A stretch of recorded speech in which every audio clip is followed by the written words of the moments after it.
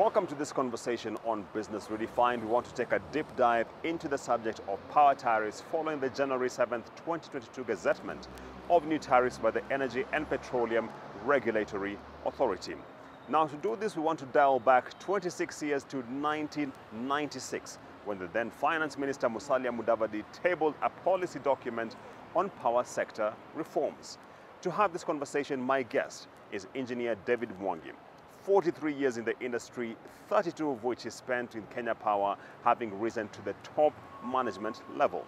Not only has he done that, he has consulted for both Ketraco and Kenya Power, as well as entities such as Power Africa. We kick off in 1996.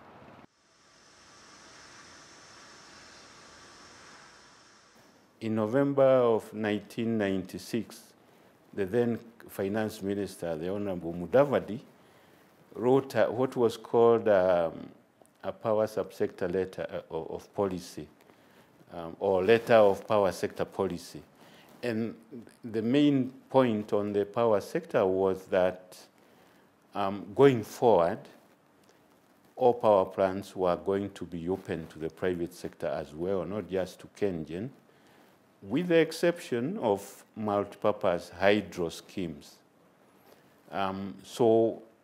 And then even before November, procurement had started for 2 power plants. The Kipevu 2, Kipevu 1 was a KenGen medium-speed diesel plant. It was supposed to be 75 megawatts. And then Kipevu 2 was the all power, not all power, but Savo Power company. Then the other one was all power 4, what is called Okaria 3. But those went for competitive bidding. And based on that, then Savo Power, the companies that formed Savo Power were the winner of that power plant in Mombasa. And then Allmat won the Okaria 3 geothermal plant. And after that, then those were the first 2 project financed plants, with the Savo Power bringing their plant in September of 2001, and All Power bringing in some early generation during the drought of 2000, 99-2000. Now that we have that historical context of the 1996 policy document tabled by Finance Minister Musalia Mudavadi, let's get into the detail of how exactly independent power producers came into the market and how their contracts at the time were structured. The first independent power producers in Kenya came on board in 1997. They were seen, and they were actually called stopgap IPPs, in that, unlike now when the PPA tenure is 20 years or 25 for geothermal, those were only 7 years. They were seen as stopgap measures. It was a time when there was an embargo on aid to the power sector, because of some perceptions of corruption in the procurement of one of the hydro projects in the country. And also because I think the donor, the development partners, wanted the government to go towards multi-party politics. So from around 1990 all the way to 97, there wasn't any aid from the development partners. And what happened was, as the demand for power was growing, the generation capacity stagnated. That led to discussions about bringing the private sector. And while the idea usually is to do project finance for independent power producers, and I'll talk about what that means. It was initially agreed to have what was called stopgap IPPs for just 7 years. and there was some procurement that was done, and that's how Iberafrica, 56 megawatts came into service in 1997, and also there was a barge-mounted gas turbine in Mombasa by a Malaysian company called Westmont, 46 megawatts. The Iberafrica was 56. And this, of course, ran on up to 2004, when just before the PPAs were to expire, there was a round of negotiation because they were required to reduce their charges by almost a half. And Westmont didn't agree, so they just took their badge away. Of course, it was easier for them than for Iberafrica, but Iberafrica managed to agree to reduce the tariff to something agreeable to the government side, and therefore their PPA was extended by 15 years, which brought it to last year. Was it? I think it was 2004. 15 years was 2019, and indeed that plant of theirs was decommissioned in 2019. So that's when those came. But even while they were still being procured, there was discussion about going to project finance in the IPP sector.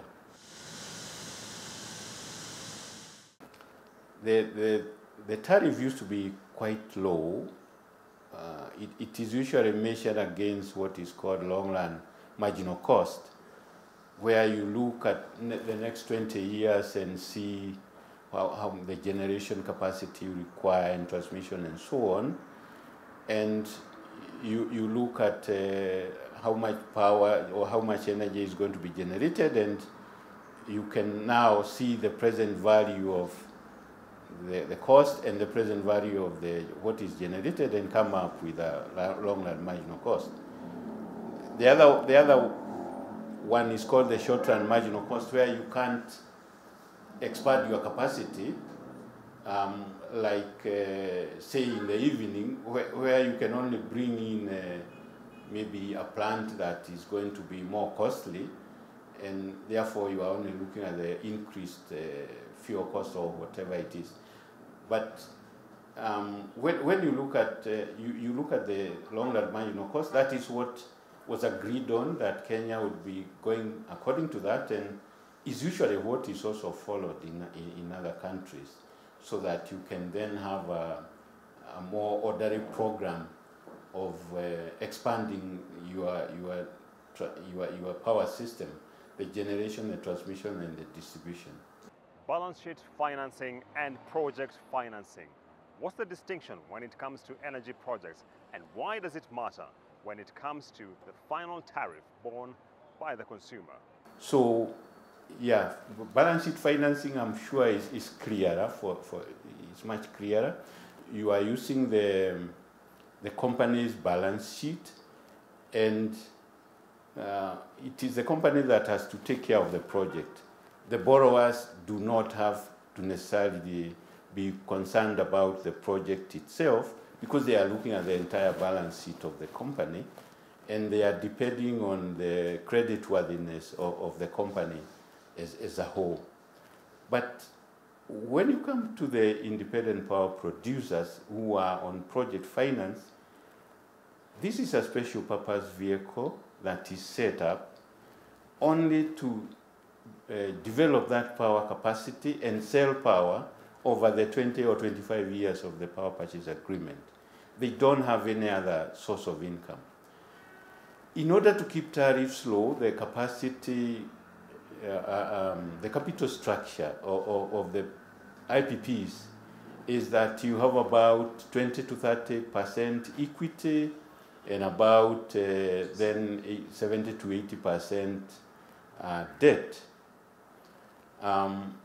Now, because the lenders are going to bear the bulk of the financing, Then, of course, they are very concerned about, and this company has to pay that debt purely on the basis of the stream of revenues that they get from KPOC.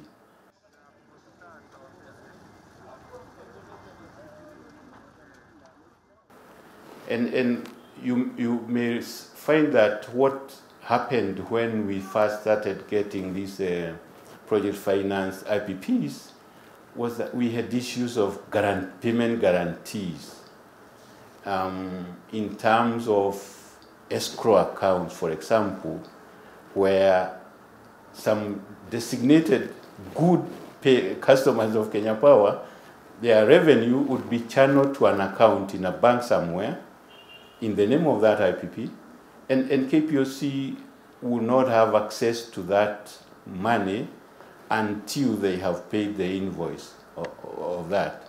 But once they pay the invoice, then the money goes to the KPOC account. Then there may be another layer of letter of credit, maybe equivalent to 110% of the monthly invoice of the company. In some other projects, you also have through development partners like the World Bank or even the African Development Bank through their concessionary arm of the Africa Development Fund, you can have partial risk guarantee. Partial meaning it's one-sided. It is only covering the off-taker of the power. So then you have those things, and therefore you find that because of the fact that those IPPs do not have any other source of revenue, and you require some of those guarantees for their lenders, then you can't really have the take and pay, because then that you're not even going to get any. It may be difficult to get the sponsors for the equity, but even if you do, lenders are going to be more difficult to provide the lending if you are on a take and pay in Kenya as things are right now. We'll take a short break on this edition of Business Redefined. We shall be right back with a lot more on this subject of power tariffs, a historical perspective.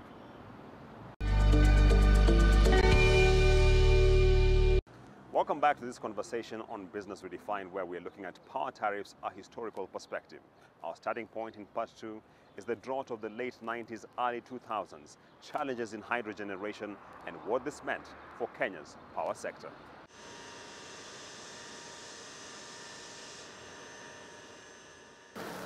It may be recalled that after that drought we are talking about of 1999-2000, and Kenya Power was making losses for quite a number of years. And then when the Kibaki government came in 2003, it was decided that KenGen was going to cede to KPOC some 60 cents of its tariff. It used to be 2 shillings and 36 cents per unit, and it was reduced to 1 shilling and 76 cents for quite a while. And that went on. So KPOC started making profit, and of course KenGen continued making profit, but much lower than it was making before. In fact, before that, sometimes KenGen was making as much profit as KPOC was making losses. The year is 2006 and the government is divesting a stake in the electricity generating company. KenGen is going public at the Nairobi Securities Exchange. But to do so, KenGen has tabled a request to the National Treasury regarding power tariffs and how they relate between KenGen and Kenya Power.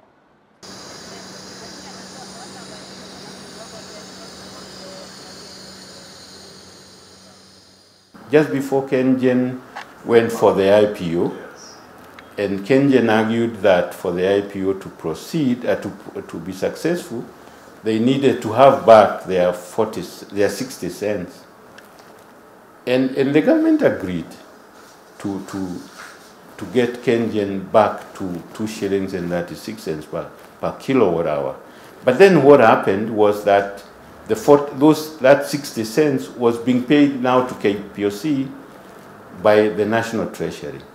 And that went on all the way up to, I think, July 2008, when the next retail tariff increase was effected.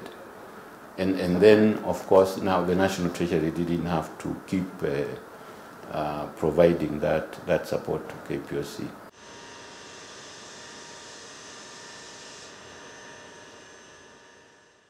KenGen gets its funding from the concessionary, from the development partners, the concessionary arms of those. For example, when it is the World Bank we are talking about, KenGen will get its loans from IDA. These are sometimes government loans, which are then on lent to KPOC, to KenGen. It's still much lower interest rates than what the IPPs can get. The IDA loans, sometimes with interest rates that are going to below 2% per 2% per annum. And also very long repayment periods, sometimes going to 30 years. The IPPs with 20-year PPAs, of course, are never going to get such long repayment periods. And the longer the repayment period, the lower what you pay per month. But then also, you find that those development partners who have the concessionary arms for lending to KenGen, when it comes to IPPs, instead of the IDA, the International Development Association of the World Bank that lends to KenGen, you go to IFC, the commercial lending arm for the IPPs. The same for KfW of Germany and DEG, which is the commercial lending arm, the French Development Agency, and Proparco, which is a commercial arm. So it is actually like an agreed fact that the IPPs are not going to get the concessionary financing that the government sector is getting. So they are going to rely on commercial financing. And therefore, to that extent, I think it's not fair to be comparing them with KenGen and saying they should match KenGen tariffs. It doesn't make sense to ask them to match.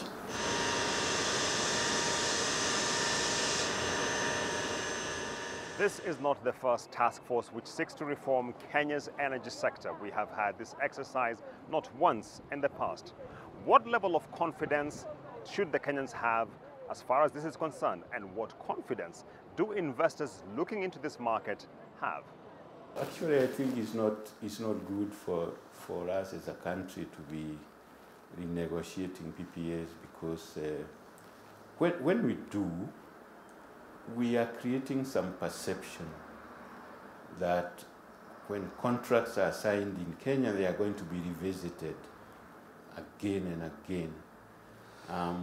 And normally you find that is a risk that will be factored in tariffs when we say want to procure competitively even.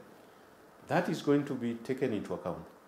And because this will be seen not as a power sector risk, but as a country risk, even when we go to PPP projects in other sectors outside the power sector, that risk will be taken into account in the pricing of the bids for whatever it is that we are trying to procure through PPP.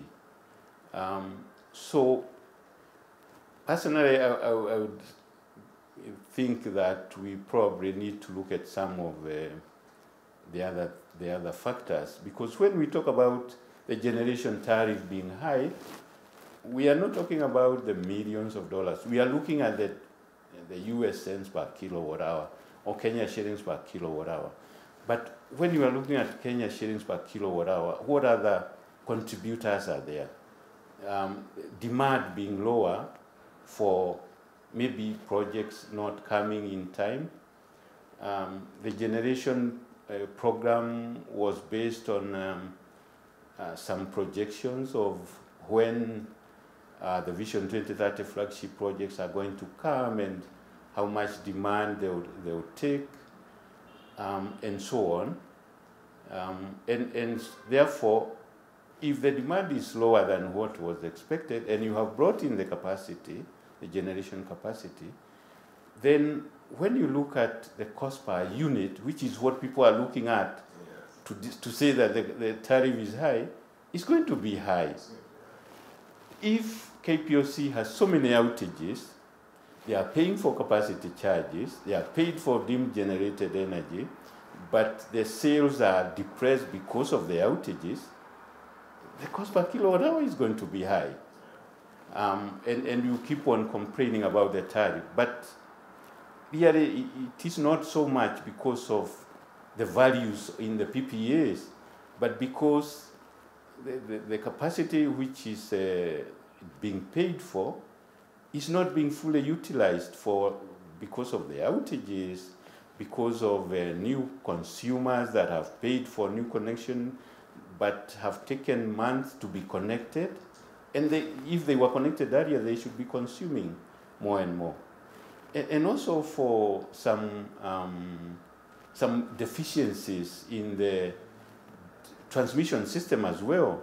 On the 14th of January, the Energy and Petroleum Regulatory Authority gazetted KETRACO as the system's operator, taking away from Kenya Power the mandate of matching power demand and power supply, among others. Why is this significant for Kenya's energy sector going forward?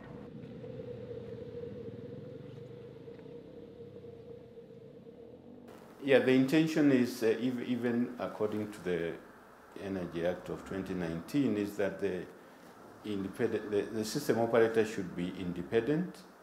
Independent meaning that they are not trading in electricity, buying and selling of electricity. So for KPOC, it was sort of an anomaly that they were the system operator who is deciding on who is going to be dispatched at what time, and yet they are also the buyer of that power.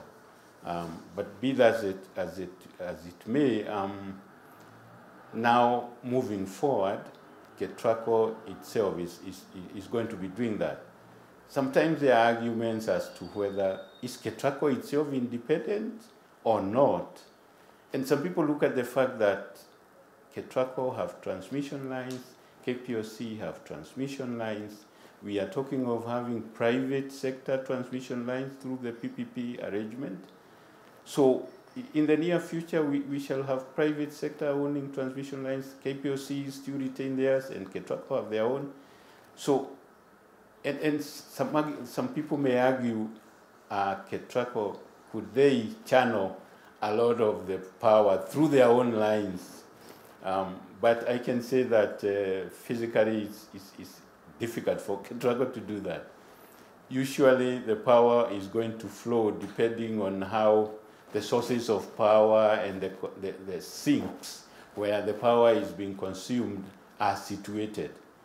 And the lines and the geography of the lines, the routes, where are they going, and so on.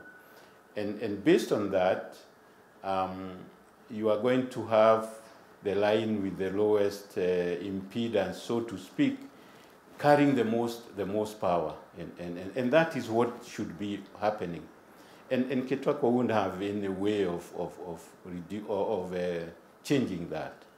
So I think, in my view, we shouldn't be too concerned about whether KETRACO is going to be independent or not. But of course, they need to do what the Director General of EPRA expects them to do in keeping separate books and so on for this business.